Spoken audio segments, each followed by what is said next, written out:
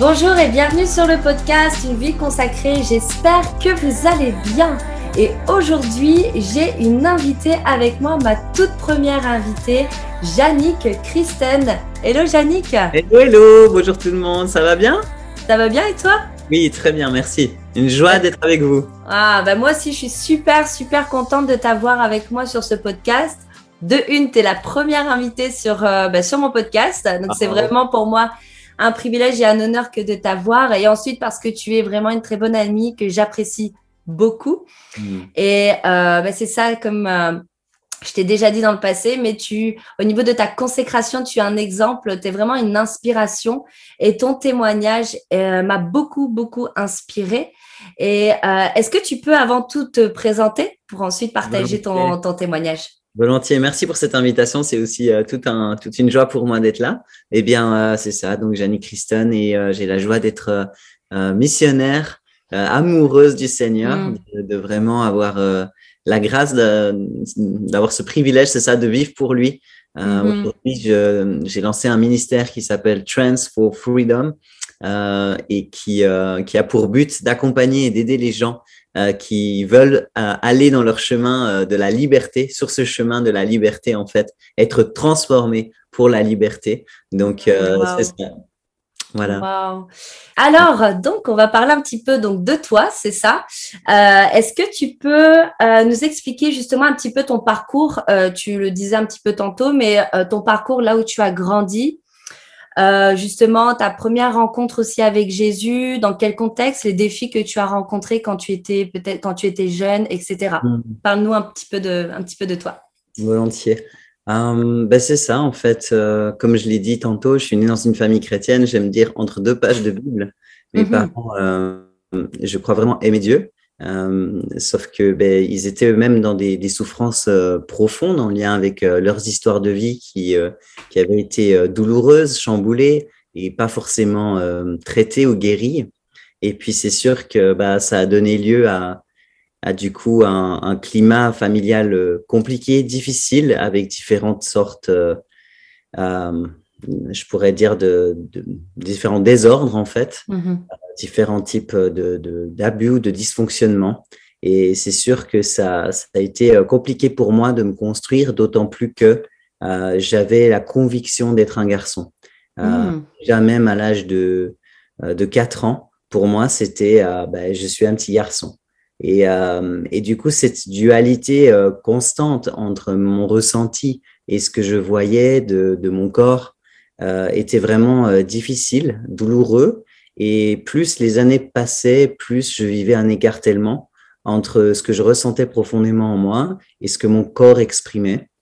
Je me sentais également très seule, donc incomprise et comme si je ne faisais partie de rien, aucun sentiment d'appartenance à rien, ni à ma famille, ni au sein de l'école.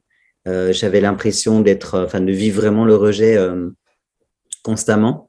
Et en plus, je vivais des brisures régulières avec des relations qui étaient cassées ou des personnes, beaucoup de morts en fait. Mon meilleur ami d'enfance est mort lorsque j'avais 8 ans. Oh, wow. Ça a été un drame profond pour moi.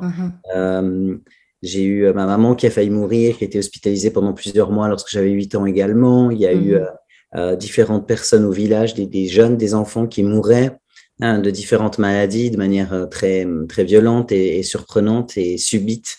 À l'âge de 14 ans, ma meilleure amie qui s'enlève la vie. Bref, beaucoup de cassures, beaucoup de brisements et qui font que déjà à l'âge de 8 ans, j'avais une conscience et une maturité qui étaient beaucoup plus élevées, trop élevées pour l'âge que j'avais. Donc, c'est sûr que ça a été une enfance pas toute facile. Après, il y a toujours des gens qui vivent d'autres choses et c'est pas à comparer. C'est juste que pour moi, avec ce problème de l'identité, plus ces difficultés d'attachement, d'enracinement, ça crée vraiment un terrain et un terreau fertile au rejet, au mensonge, à l'isolement, à la solitude, à la souffrance.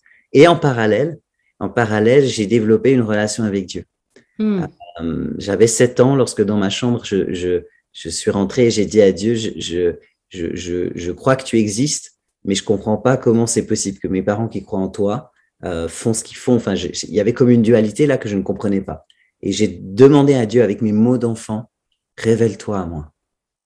Et instantanément, l'atmosphère de ma chambre a changé. Wow. Je savais que Dieu était là. Je savais qu'il entendait ce que je lui disais, qu'il avait entendu. Il y avait comme une atmosphère, une douce présence. J'ai commencé à parler en langue. Et pour moi, ça a semé, c'est ça.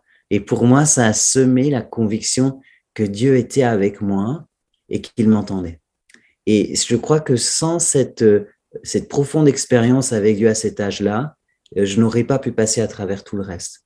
Je sais qu'à 8 ans, j'étais en dépression. À 11 ans, j'ai commencé à avoir ma première thérapeute en relation d'aide. À 14 ans, 15 ans, je recevais une médication psychiatrique avec des médicaments forts et lourds. Wow. Donc, c'est ça. Tout ça pour dire, finalement, je suis arrivée à l'adolescence. Mais oui, excuse, une petite question, mais du coup, ce qui me frappe là dans ton témoignage quand même déjà, c'est que moi, ma première réaction, ça aurait été comme peut-être de pas m'approcher de Dieu parce qu'à justement d'avoir cette difficulté d'attachement, cette difficulté d'être rejeté un petit peu de tout le monde finalement. Et pourtant, toi, tu as quand même été auprès de Dieu, puis Dieu t'a fait grâce, Dieu s'est révélé à toi, et puis il t'a donné ce dont tu avais besoin aussi pour traverser ce que tu allais traverser. Et ça, je trouve ça quand même beau. Et en même temps, je me dis, c'est quelle maturité, mais tu le dis, tu avais une maturité déjà à cet âge-là, que de pouvoir te tourner vers Jésus et de pouvoir justement te donner, de lui laisser l'accès à ton cœur, même si tu étais déjà brisé quand même. Alors, je crois que c'est très pertinent ce que tu dis, et à la fois, ce que je vois, c'est que l'évangile est fait pour les enfants. Jésus aime les enfants. Et Jésus a toujours parlé un évangile accessible, alors pour ceux qui avaient le cœur. Mais quand tu prends la parole de Dieu, tu vois que Jésus parle souvent par des paraboles. Ouais. La Bible est remplie d'histoires que tu peux même lire à des enfants. D'ailleurs, il y a toutes sortes de bandes dessinées qui racontent l'histoire de Jonas, etc. Le but, c'est que Dieu se montre proche et accessible envers quiconque, envers le simple d'esprit. En fait, il se rend accessible à celui qui a le cœur de s'ouvrir à Dieu. Et finalement, ce qui est paradoxal dans mon histoire, c'est que je ne pouvais pas me fier à des gens que je voyais et que je pouvais toucher, parce que ces gens, je n'arrivais pas à pouvoir leur faire confiance pour différentes raisons. Hein. Je suis pas en train d'accuser, c'est juste que je n'arrivais pas à créer des liens de confiance avec des gens que je voyais. Mais par contre, Dieu que je ne voyais pas est devenu beaucoup plus concret pour moi. Wow. Et c'est pourquoi je encourageais quiconque qui entend ce podcast à pas se dire mais c'est quelque chose d'intellectuel. Oublie ça. Non. La relation avec Dieu, c'est quelque chose qui part du cœur. Et une mère et un enfant, tu peux voir une mère qui allait de son enfant, il y a un lien extraordinaire entre une mère et un enfant. Et pourtant, l'enfant n'est pas en capacité de lui dire « Chère mère, pourriez-vous, je vous prie ?» Non, oublie ça. Il est dans cette simplicité du lien filial, de l'amour. Et je crois que c'est ça qui permet finalement cette relation. Donc c'est beau, c'est important, je pense, de relever ce point. Et oui, parce que plus on avance dans la vie, plus on a tendance à se créer des choses, à se dire que pour s'approcher de Dieu, exact. Il faut avoir tel principe, tel rituel. Et je crois que Dieu nous montre qu'il est un Dieu qui est tout sauf rituel. Il est un rituel, certainement. Il y a des rituels qui honorent son cœur. Ces rituels sont fondés, basés dans l'amour. Mais le premier désir de Dieu, c'est d'avoir un cœur à cœur. Et ce cœur à cœur ne vient pas à travers la religion, à travers des obligations. Il vient à travers une passion. Et c'est ça qui m'a aidé, c'est d'expérimenter Dieu. Et peut-être c'est un peu tôt, mais je veux encourager nos auditeurs à oser faire cette prière, de dire à Dieu, je veux t'expérimenter. Je veux pas rester dans un truc théorique. Je veux t'expérimenter. Et c'est ça qui finalement, à l'âge de 16 ans, c'est sûr, j'étais dans une dépression profonde, mais finalement, mon seul désir était de rejoindre Christ. J'avais envie d'être avec Jésus parce que c'est comme si je ne supportais plus ma vie. Un an plus tôt, à l'âge de 15 ans, j'étais passé par les eaux du baptême et c'est sûr que l'année qui a suivi a été très difficile pour moi. J'aime dire aux gens dans les églises, prenez soin de vos nouveaux baptisés. Dans l'année qui suit les baptêmes, très souvent, les nouveaux baptisés vivent des attaques terribles. Et moi, 1 an après mon baptême, j'ai essayé de mettre fin à ma vie. Je ne supportais plus cette vie. C'était mon seul désir, c'est de me retrouver dans cette présence de celui que j'aimais, de mon Dieu. Et c'est ça, j'ai commis, c'est ça, une tentative de suicide qui était vraiment, qui se voulait être létale, puisque j'ai été radical dans ma façon d'agir. Et je me suis retrouvé dans le coma, j'ai été hospitalisé pendant plusieurs jours. Je suis resté à l'hôpital jusqu'à ce que finalement je puisse en sortir. Mais là, il était inconcevable que je retourne chez mes parents. J'étais à ce moment-là dans une haine et une colère vis-à-vis d'eux terrible. Et ça aurait été complètement délétère et destructeur de retourner dans leur maison. Donc à ce moment-là, j'ai été placé dans un hôpital psychiatrique où j'ai vécu 3 mois. Et ça a été une période vraiment très, très défiante et difficile parce que c'est un monde de souffrance, parmi, je pense, les souffrances les plus extrêmes. Et là-bas, j'ai quand même retrouvé, poursuivi dans ma relation avec Dieu, donc cette faim aussi et cette soif de partager sur Dieu autour de moi à ces jeunes qui étaient perdus. Et c'est vrai que c'était très difficile de se retrouver dans un milieu qui avait quelque chose de carcéral, hein. Il y avait des barreaux aux fenêtres, toutes les portes étaient fermées. C'était des réveils le matin vers 6 heures, si mon souvenir est bon, pour des prises de sang, beaucoup de médications très lourdes. Mais c'était une période vraiment difficile. J'aimais fuguer. Ah ouais, c'est vrai. de fuguer et d'aller retrouver Dieu, comme pour moi, je savais qu'il était avec moi, mais c'est comme pour moi, j'avais besoin d'être dehors pour être avec lui. Et c'est ça. Et finalement, à l'âge de 17 ans, j'ai découvert le témoignage d'une personne transgenre. Et c'est sûr, je parle de quelque chose d'il y a près de 25 ans en arrière. Et c'est sûr que c'était une première. Je n'avais jamais entendu parler de ça, mais cette personne exprimait avec ses mots ce que je ressentais au plus profond de mon cœur. Et là, pour moi, ça a été une révélation. Je comprenais enfin de quoi je souffrais. Et ça a été comme soulageant et terrifiant à la fois. Soulageant parce que je me disais, OK, je suis un homme, ce que je sais, mais en fait, il y a quelqu'un qui expliquait le pourquoi.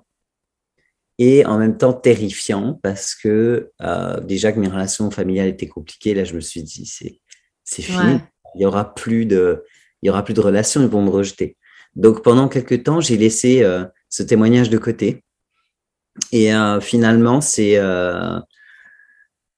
4 ans plus tard, 5 ans plus tard que je l'ai ressorti après avoir passé justement ces 4 années, 5 années à essayer de progresser dans une autre voie. Notamment, j'ai passé quelques mois à essayer d'accepter vraiment mon identité de femme. Et je me suis battue dans ce sens-là pour essayer de me féminiser. J'ai même essayé d'être en relation avec un homme. Mais à ce moment-là, j'avais l'impression d'être homosexuelle. Parce que j'étais tellement convaincue d'être un garçon, je me comportais comme tel, je pensais comme tel, je marchais comme tel. Pour moi, c'était une évidence. J'étais attirée par les femmes depuis mon plus jeune âge, j'étais en couple avec des femmes. Donc pour moi, c'est sûr que c'était une logique finalement de changer de sexe et d'être un homme, après avoir tout essayé, y compris d'accepter cette féminité et d'être en relation avec un homme. Oui.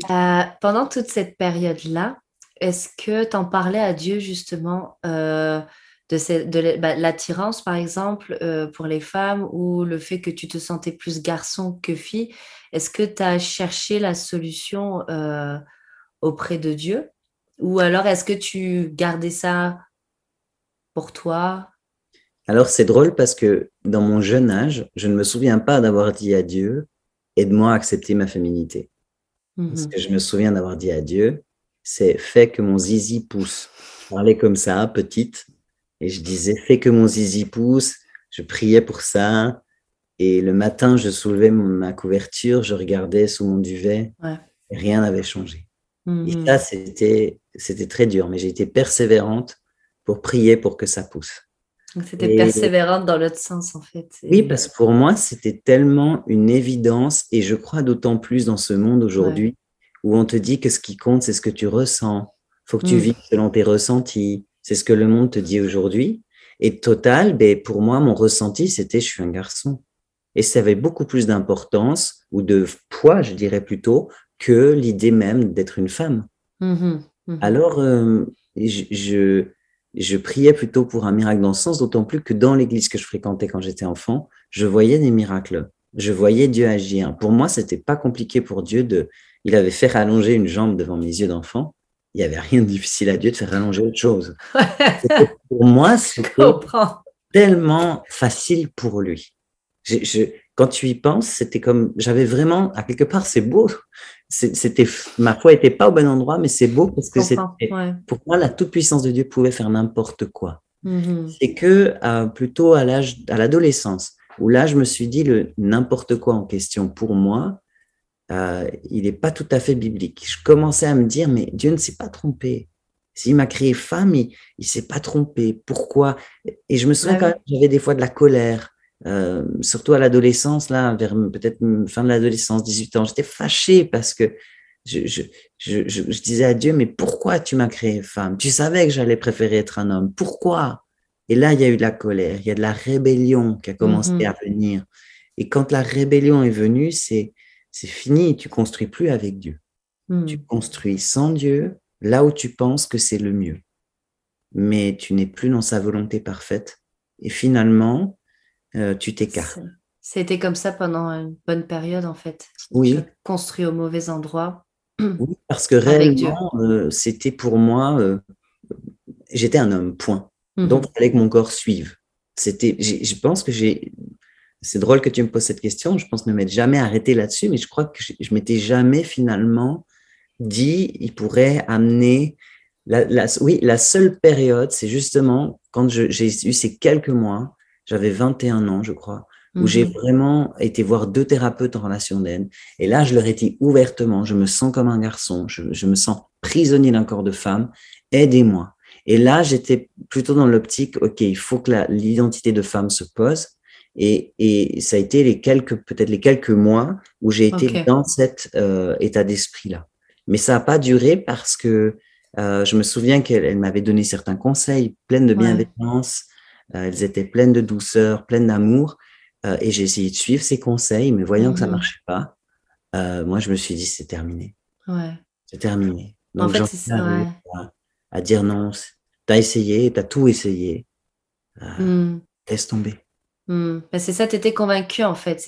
C'est ça, c'était une véritable conviction qui était attachée. Tu étais convaincue, donc tu marchais avec cette conviction, tu étais assis sur cette conviction-là, mais qui n'était pas la vérité, bien que tu la ressentais. Bon, on sait que c'est pas ton identité, mais tu étais assis dessus et c'est ça qui a fait que tu as marché pendant quand même plusieurs années, que même après, tu as construit ta vie, en fait.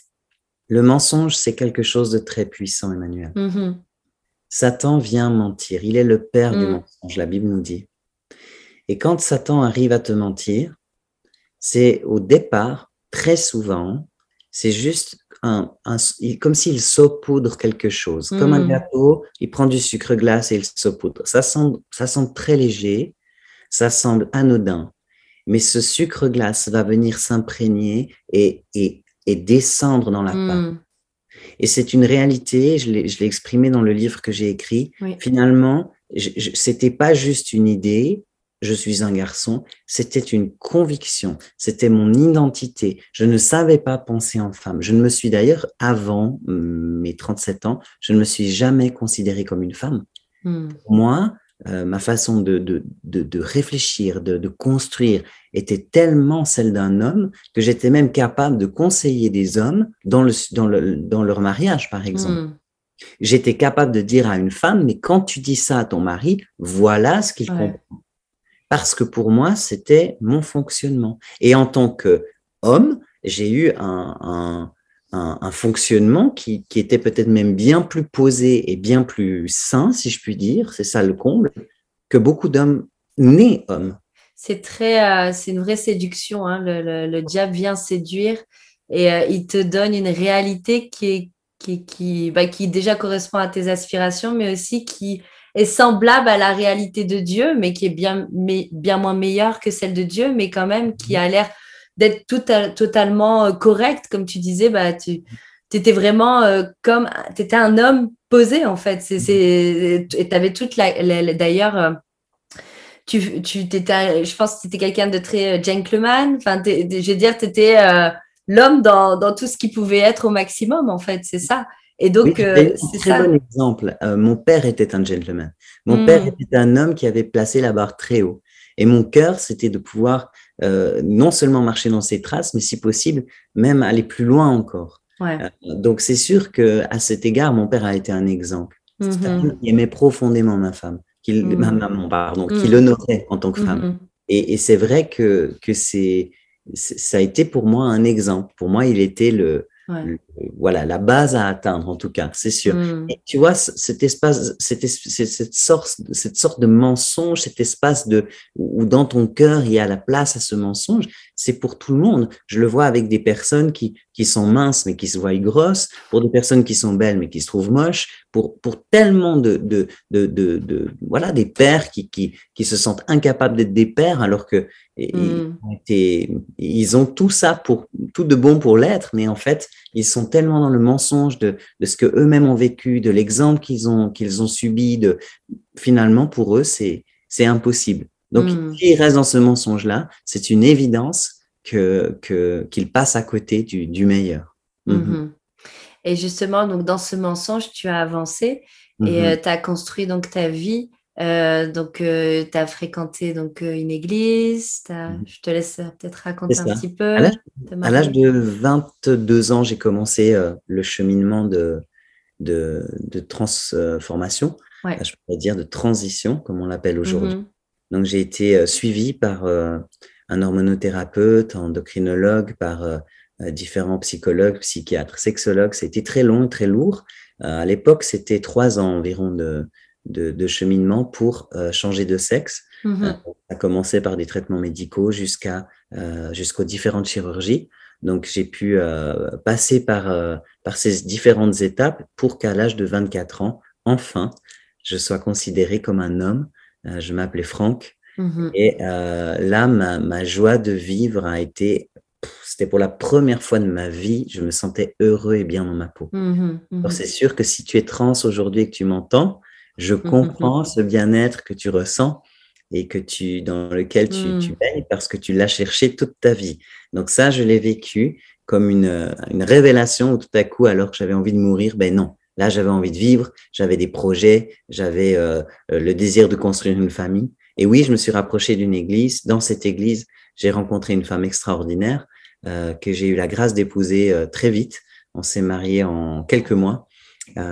Et là, on a débuté une vie de couple très, très riche. Elle était une femme épanouie, heureuse et qui savait me rendre heureux aussi dans tout ce que j'étais, dans cet homme que j'étais pour elle.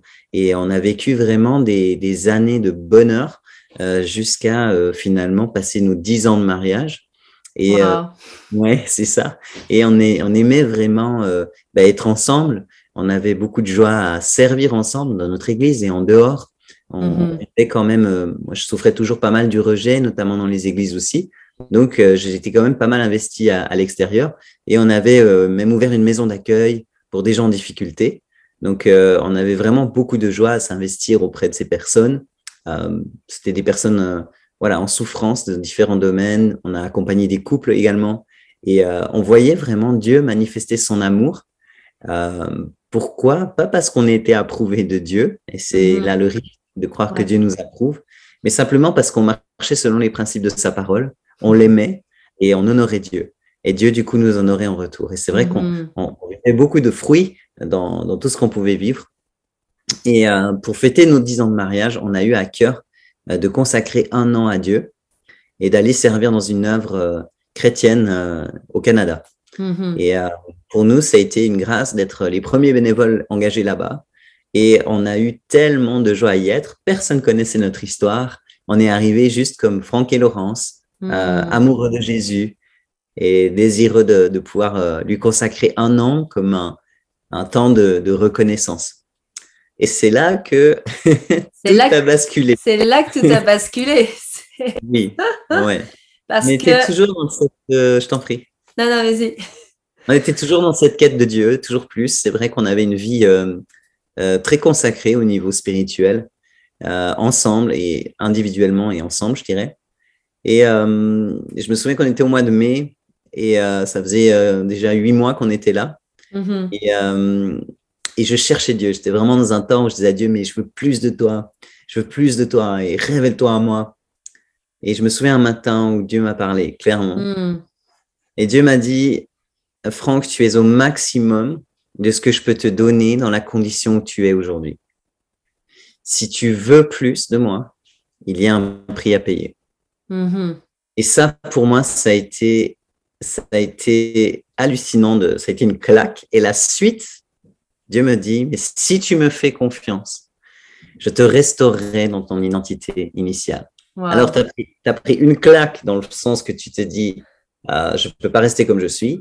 Mais tu prends une deuxième claque, c'est que tu entends qu'il y a l'idée d'une restauration dans l'identité initiale. Cette identité initiale, tu ne la connais pas et surtout, tu n'en Tu veux la pas. veux pas, c'est ça, Ah c'est que non, tu la voulais pas, cette c'est ça. identité.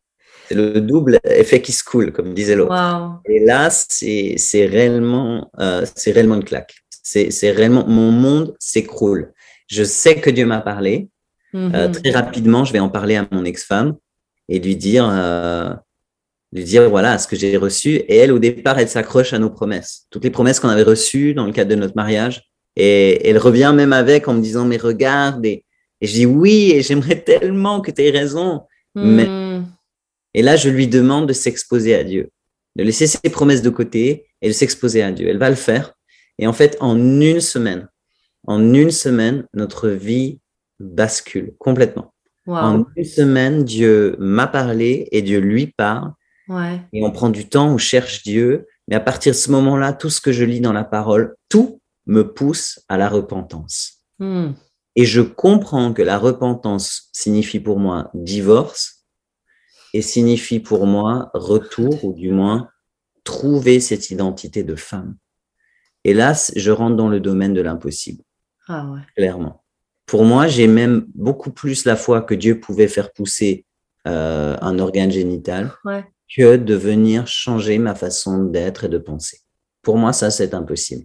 Qui peut changer tes goûts? Qui peut Ouais. venir amener que tu aimais des choses, tu ne les aimes plus. Tu n'aimais pas des choses, mais tu les aimes. Qui peut faire ça? Et là, c'est réellement une période, un désert qui va durer euh, près de 2 ans, Mhm. où il y a la première étape du divorce, puis la quête de cette identité. Et ce sont 2 années terriblement douloureuses et en même temps extraordinairement glorieuses Mhm. parce que je découvre Dieu tel qu'il est vraiment, non pas juste dans son amour et sa bonté, mais aussi dans sa justice, ce qui amène un équilibre dans ma relation avec lui. Et, euh, et c'est ça qui va, je pense, réellement changer les choses. Euh, on ne peut pas se contenter de voir Dieu comme un sauveur et comme un donneur de bonnes choses. On doit Mhm. aussi considérer Dieu dans sa sainteté et dans sa gloire. Et ça, Mhm. ça va m'amener à venir à genoux devant lui, à choisir de renoncer à ma vie et de vouloir embrasser ce que lui désire. Et je me souviens que je faisais régulièrement cette prière. Seigneur, je veux aimer ce que tu aimes et détester ce que tu détestes. Et je me suis ainsi exposé à la présence de Dieu. J'ai saisi ce verset de Romains 12, les versets 1 et 2, quand il dit, ne vous conformez pas Mhm. avec le présent, mais soyez transformés par le renouvellement de l'intelligence, Amen. Mhm. afin de discerner ce qui est bon, Bon, agréable agréable et et parfait. parfait. Mhm. Et pour moi, ça a été un réma, une révélation de comprendre Ouais. que soyez transformés. C'est pas moi qui allais le faire. C'est Dieu qui devait le faire. Et les personnes qui Mhm. m'accompagnaient au niveau spirituel me le disaient régulièrement. Franck, c'est Dieu qui le fera. Et c'était très compliqué pour moi parce que quand tu as vécu depuis petit avec la réalité et la lourdeur de certaines responsabilités, à devoir travailler, à devoir gagner de l'argent, à devoir très tôt, à devoir mériter l'amour, mériter les choses, c'est très compliqué de dire, OK, je vais me laisser faire par Dieu. Je vais attendre que Dieu vienne. Ouais. Puis c'est ça, c'est que tu as dû lui donner le plein contrôle de ta vie, en fait. Tu as dû comme lâcher les rênes à ce moment-là parce que tu avais le choix aussi de continuer ta vie. C'est pas rien de divorcer, c'est pas rien de revenir. Là, c'est carrément sur une identité même. Je veux dire, c'est pas de changer de travail, on parle de quelque part, je dirais pas de se renier soi-même, mais presque. C'est comme tu t'offres, tu donnes ce que t'aimes le plus dans ce monde. Bien sûr, tu aimes Dieu en premier et c'est d'ailleurs pour ça que tu as fait ce choix de choisir Dieu en premier et c'est ça qui a motivé bien sûr ta décision. Mais quel sacrifice que d'offrir son mariage, que d'offrir son identité. Je veux dire, sur cette terre, pour moi, je vois pas qu'est-ce qu'il y a d'autre, de plus grand sacrifice que de s'offrir soi-même et d'offrir, le mariage où c'est quand même des très grands sacrifices, mais parce que tu es toujours amoureuse de Jésus. Et c'est ça, en fait, c'est cet amour, bien que oui, tu n'étais peut-être pas dans la volonté de Dieu parfaite, mais tu as marché toujours tu avais toujours cet amour de Dieu, cette passion de Jésus, à tel point que même si tu étais peut-être dans l'erreur, tu faisais plein de choses pour Jésus parce que tu l'aimais de tout ton cœur, en fait. Ton cœur était pur dans ton amour, en fait, c'est ça. C'est juste mais tu as quand même dû faire ce choix de c'est toi que je choisis, c'est toi que je veux suivre, c'est toi que voilà, je veux aimer plus que tout et je suis prêt à tout, de la même manière comme Jésus s'est donné entièrement pour nous parce qu'il nous aimait tellement qu'il a donné sa vie. Mais toi, tu as donné à ce moment-là ta vie, mais ça devait être quand même très difficile. Ça a été très difficile, mais tu as raison d'insister sur la notion de choix. J'ai eu conscience que Dieu m'aimait et qu'il m'aimerait toujours et que si je disais oui ou non, son amour n'allait pas changer. Mais j'avais conscience que ce choix que j'avais fait de changer de sexe mettait une distance entre lui et moi, que c'était un choix qui avait été basé finalement sur la rébellion en disant à Dieu, tu sais pas ce que tu fais. Moi, je sais ce qui est mieux pour moi. Je suis un garçon. Et à quelque part, c'était vraiment une forme d'indépendance. Et cette indépendance, on l'a dès le départ dans la Genèse. Adam et Ève veulent être indépendants de Dieu. Et c'est ça qui amène le péché. C'est ça qui amène cette distance et toute l'humanité à tomber derrière. Et quand tu lis Paul qui écrit dans Romains, offrez vos corps en sacrifice vivant, il dit ce qui sera de votre part un culte raisonnable. Raisonnable. C'est-à-dire propre à la raison, mais également le minimum que tu puisses donner à Dieu. Donc, oui, ça semble énorme. Et d'un côté, oui, c'est énorme. Quand tu repasses en perspective l'œuvre de Christ à la croix, le fait qu'il ait quitté un ciel de gloire, le bien-être d'être avec le Père, la gloire d'être dans sa présence, pour venir en sachant qu'il va devoir apprendre l'obéissance, il va devoir apprendre à écouter Saint-Esprit, à marcher selon l'Esprit, il va devoir guérir des gens, libérer des captifs, il va devoir aimer tout ça pour être trahi par ces mêmes personnes. Il va le faire. Donc, quand tu poses cette perspective, que Dieu a fait ce sacrifice, de venir donner sa vie par Jésus-Christ à la croix, finalement, ton propre sacrifice, c'est quoi? Et j'aimerais même dire autre chose. Oui, j'ai perdu ma vie, mais j'ai aussi perdu l'enfer. J'ai perdu l'éloignement avec Dieu. J'ai perdu cette distance qui faisait que je ne pouvais pas me sentir juste et avoir la conscience paisible devant lui. J'aime ce verset dans Hébreux quand il dit que tout châtiment semble premièrement un sujet de tristesse. Mais pour ceux qui ont été ainsi exercés, il produit ensuite un fruit paisible de justice.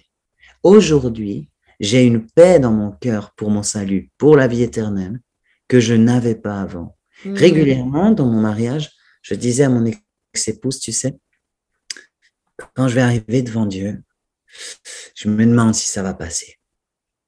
Ça veut dire que malgré toutes les bonnes œuvres, malgré tout le fruit que nous pouvions porter, au fond de mon cœur, je n'avais pas la conviction de mon salut. Et j'aimerais vraiment dire à celles et ceux qui nous écoutent, arrêtez de dire, ah oui, il a donné sa vie à Jésus là, quand il avait 4 ans, donc c'est bon, il est sauvé. Arrêtez de finalement rendre les choses si pays de oui-oui où tout le monde va tous au paradis. C'est faux et c'est très grave de croire ça. Oui, on peut lever la main à un appel, mais ce qui fait notre salut, c'est premièrement effectivement cette décision, mais c'est également d'abandonner notre vie de péché. C'est de choisir de renoncer à ce qui cause de la douleur au cœur du Père. Et accepter ça, c'est l'aimer au-delà de nous-mêmes. Accepter ça, c'est dire à Dieu, j'ai cette image, c'est un peu ça que j'ai finalement choisi de faire, c'est de déchirer, de prendre parce que c'est sûr, hein, Père, mon épouse, si tu m'amputais, tu m'arrachais le bras sans anesthésie, je pense que ça m'aurait fait la même douleur ou moins mal peut-être. Tellement quitter celle que j'aimais a été, pour moi, ça a été certainement le sacrifice le plus difficile. Nous étions tellement amoureux. Divorcer de quelqu'un que tu aimes, c'est très difficile. Alors j'avais l'impression d'ouvrir et de dire à Dieu, alors maintenant prends tout, prends-moi, prends tout. Et je me souviens de hurler comme un animal dans le sous-sol de cette maison où j'étais en disant à Dieu, mais oui, prends tout. Et c'est sûr que c'est absolument ce que je voulais qu'il fasse. Et j'aimerais justement revenir sur ce choix, Yannick, que tu as fait, ce fameux choix où tu as choisi de choisir Dieu.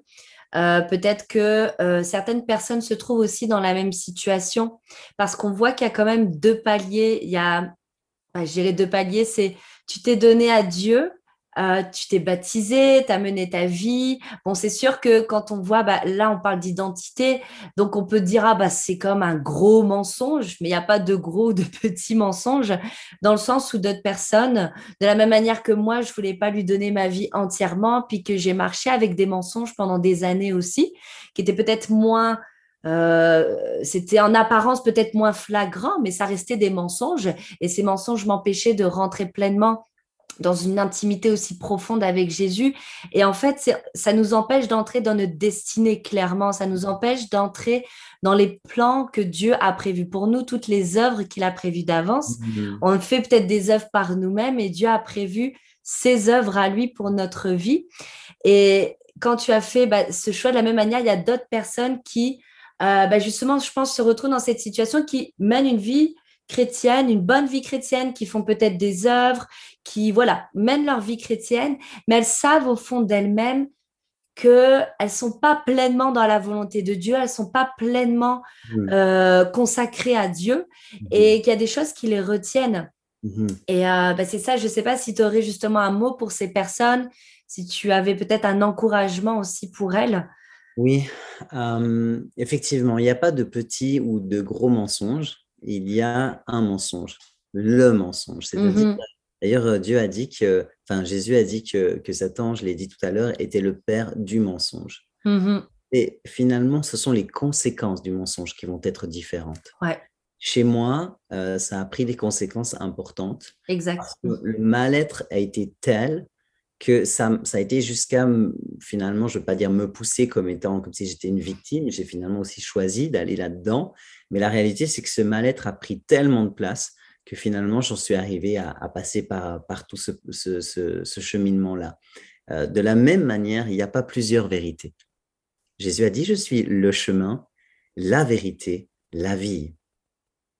Donc, ce que je veux encourager aujourd'hui, c'est les personnes à effectivement venir au plus profond d'elles-mêmes. Est-ce qu'au plus profond de toi-même, si tu t'imagines maintenant mourir, si tu t'imagines maintenant te retrouver devant Dieu,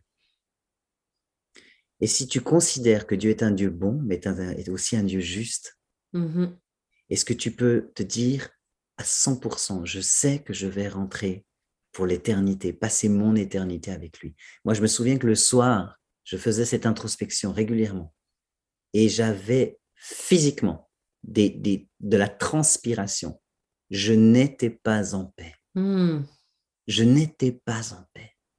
Et aujourd'hui, j'ai une paix et une joie pour mon avenir éternel que personne ne peut me voler. Alors, je veux t'encourager, si tu nous regardes, si tu écoutes, je veux t'encourager à aller devant le trône de Dieu avec cette introspection, demander à l'Esprit Saint de venir mettre à la lumière ces choses qui sont peut-être cachées ou bien ces choses avec lesquelles tu luttes depuis très longtemps et tu sais qu'elles sont là et finalement tu les aimes. Dieu ne te délivrera pas de quelque chose que tu aimes. Dieu ne te délivrera pas de quelque chose que tu aimes. Si tu nourris des choses malsaines et que tu aimes vivre ces choses-là, il va te laisser là, mais son cœur est que tu sois libre. Donc, il y a un choix à faire. Il y a une détermination à avoir. De dire, Seigneur, je ne veux pas être loin de toi. Mon désir, c'est d'être au plus près de ton cœur. C'est d'être collé à ta présence. Et parce que je veux cette présence, je veux que rien ni personne ne soit entre toi et moi. Et là, tu vas aller chercher par l'Esprit Saint à ramener à la lumière.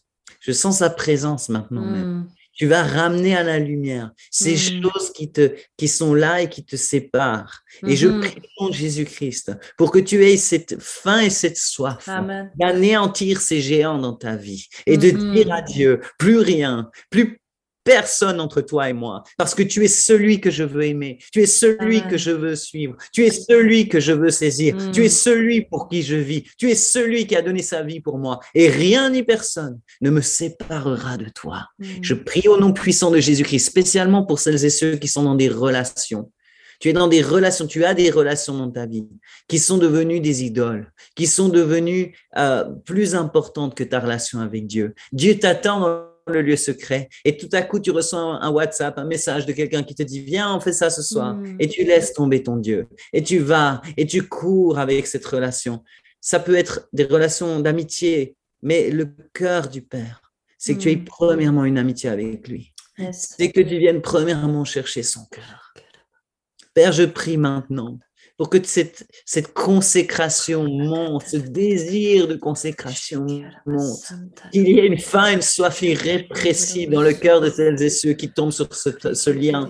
Je prie au nom suprême de Jésus-Christ pour qu'ils soient saisis dans leur esprit et qu'ils disent c'est terminé, je ne veux plus de ce péché dans ma vie, je ne veux plus être souillé, je ne veux plus marcher dans l'iniquité, je ne veux plus marcher dans le péché, je ne veux plus me vautrer dans le mal, je veux être pur, être saint, être parfait comme mon Père est parfait. Et Père, je te remercie d'amener ces hommes et ces femmes, ces enfants, ces jeunes à une parfaite repentance. C'est tout ce que tu désires, c'est des cœurs et des vies abandonnées. C'est que nous soyons des amoureux. C'est que nous cherchions ton cœur plus que tout.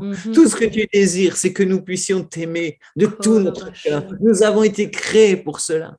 Et je prie, éternel, Dieu des armées, pour que dans cette génération, tu trouves des hommes et des femmes qui te cherchent plus que leur propre vie, qui t'aiment plus que leur propre vie. Je prie pour qu'il y ait une génération qui se mette à part, quel que soit leur âge maintenant, qu'ils choisissent cette mise à part pour te servir de tout leur cœur et ainsi rentrer dans la maison du Père avec joie et avec assurance parce que tu les attends.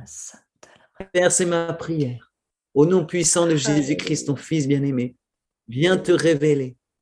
Dieu de gloire, Dieu d'amour, mais Dieu de justice. Combien je t'aime, combien je ne regrette pas d'avoir mis ma vie sur l'autel. Tu as tellement donné, tu as tellement donné. Que retenir en retour, Seigneur? Tu mérites tout. Et je t'adore ce matin, je t'adore aujourd'hui. Et je t'adore parce que tu es éternellement le roi des rois et le Seigneur des seigneurs. Tu agis par ton esprit dans les vies maintenant même. Et je te glorifie pour cela. Au nom de Jésus-Christ. Alléluia. Alléluia. Alléluia. Je parle spécialement à quelques jeunes. Tu entends ça et tu es tellement tiraillé parce que dans ton école, dans tes études, tes amis sont là et te poussent à faire des choses que tu ne dois pas faire et tu le sais au fond de toi. Oh, je t'en prie. Aie la force de te mettre à part comme Daniel. Alors seulement tu verras la fournaise s'éloigner de toi. Alors seulement tu verras les lions s'éloigner de toi. Ne crois pas que tu peux te compromettre et échapper au lion. Ne crois pas ça. Consacre-toi à Dieu. Ose être différent. C'est quelques années, mais c'est tellement rien en comparaison à l'éternité, à ce qui t'attend. Au nom de Jésus-Christ, toi qui es là et qui m'entends, reviens à Dieu de tout ton cœur et sois sérieux avec lui. Tu verras sa gloire. Alléluia.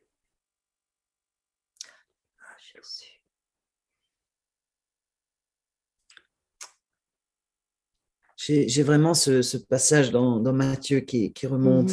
Jésus parle des faux prophètes et il dit c'est à leurs fruits que vous les reconnaîtrez. Et ce qui est très intéressant, c'est que juste après, il y a cette phrase terrible. Ce n'est pas tous ceux qui diront Seigneur, Seigneur qui entreront dans le royaume, mais seulement ceux qui font la volonté de mon Père. Alors en ce jour-là, certains diront, mais Seigneur, nous avons fait ci, nous avons fait ça. Et dira, je ne vous connais pas. Tu peux chasser des démons, tu peux guérir des malades et entendre Dieu te dire, je ne te connais pas. Alors aujourd'hui, est-ce que tu peux dire, Dieu me connaît? Est-ce que tu peux dire, je connais Dieu? Et ça, on ne joue pas avec Dieu. Dieu est saint. Dieu est tellement saint. Ça rejoint ce que je voulais aussi dire, c'est que quand on se donne à Dieu et qu'on devient enfant de Dieu, Dieu a un droit légal sur nous. Il devient notre tuteur. Donc un tuteur, un père avec son enfant choisit pour son enfant ce qui est bon pour lui. Il va choisir toutes les amis qu'il va fréquenter, l'école dans laquelle il va aller. Il va vraiment tout choisir pour lui. Et de la même manière qu'on a un bon Père céleste, celui qui nous a créés, il a des plans bons pour nous. Ces plans sont parfaits, ce sont des plans de bonheur. Et quand on choisit Dieu, on ne choisit pas à moitié. On ne peut pas simplement se donner un tout petit peu, mais on se donne entièrement. Et c'est comme ça qu'on entre dans justement qu'on puisse porter du fruit, mais du fruit qui lui est agréable, du fruit qu'il a prévu aussi par rapport aux œuvres qu'il a prévues pour nous. Et c'est ça, ce fameux choix que tu as fait, Yannick, ça t'a amené dans ta destinée. Parce que c'est ça, c'est que Dieu a des plans de paix pour nous, il n'a pas des plans de malheur. L'avenir qu'il a pour nous, il n'est pas plus médiocre que celui qu'on essaie de créer par nos propres forces. Il est bien meilleur.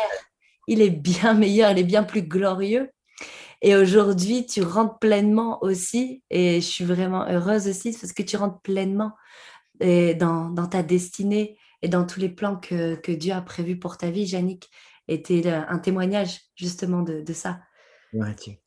Gloire à Dieu. Il l'a fait. Il a été fidèle. Il a tenu sa promesse. Et c'est ça que je veux dire, c'est que finalement, Dieu a premièrement enlevé les sentiments amoureux que j'avais pour mon épouse.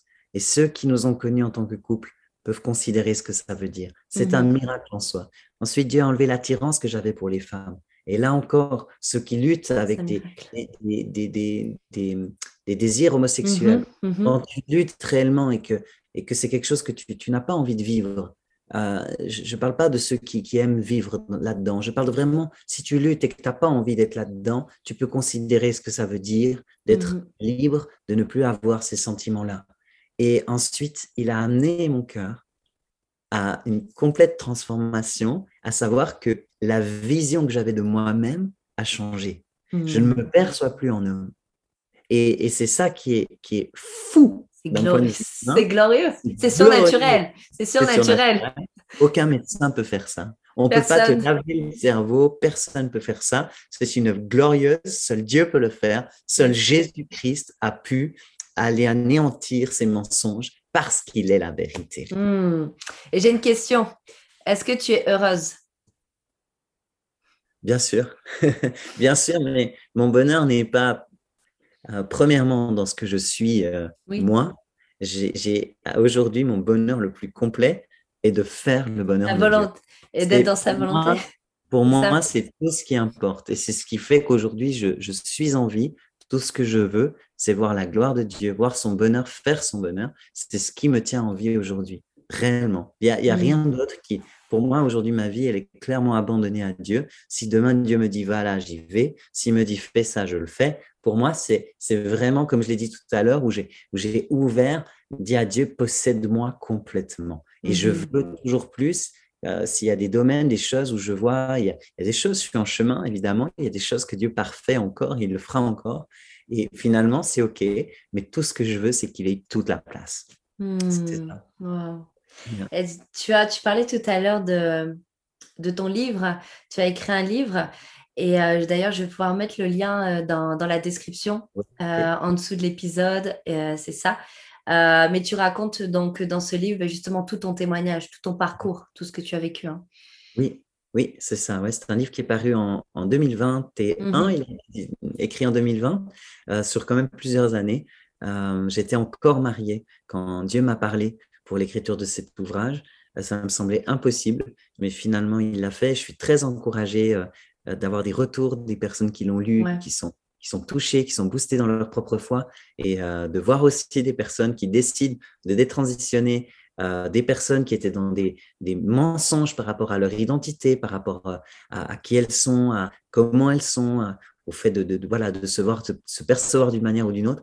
Et à travers ce livre, Dieu les touche, et les restaure, il arrache les mensonges, il rétablit la vérité. Alors ça me réjouit beaucoup, profondément.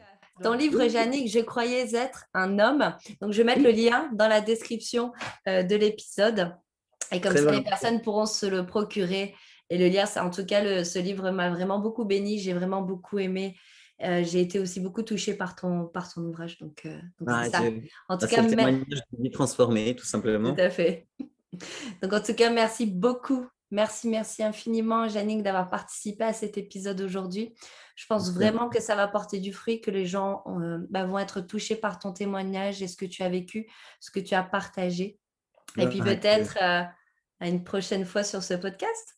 Qui sait? Volontiers, merci Emmanuel pour cette invitation. Je te bénis, je bénis le ministère que tu portes et je glorifie le Seigneur pour ta vie. Il n'y a pas de petite ou de grande transformation. Tu es une femme incroyable, resplendissante, qui aime le Seigneur, consacrée. Alors continue parce que ton ministère bénit des vies autour de toi et bien nous deux.